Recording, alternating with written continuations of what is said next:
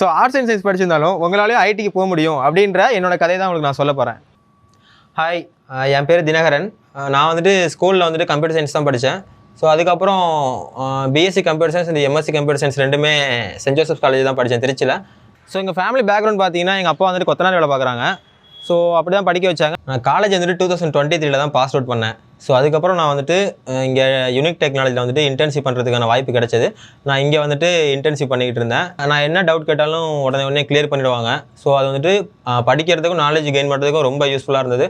So அப்புறம் 6 மாதத்துக்கு அப்புறம் வந்துட்டு எங்களை வந்து ப்ராஜெக்ட்டில் இறக்கி விட்டாங்க. ஸோ ப்ராஜெக்ட் வந்துட்டு ஸ்டார்டிங்கில் கொஞ்சம் கஷ்டமாக தான், இப்போ நிறையா சொல்லிக் கொடுத்தாங்க.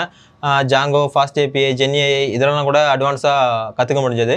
ஸோ இங்கே வந்தது மூலமாக நிறைய காலேஜுக்கு அப்புறம் இங்கே வந்து நிறைய நாலேஜ் கெயின் பண்ணிக்கிட்டேன். ஸோ அதுக்கப்புறம் இங்கேருந்து இப்போது நான் நெக்ஸ்ட் கம்பெனி நல்ல பேக்கேஜில் என்னால் மூவ் பண்ண முடிஞ்சது.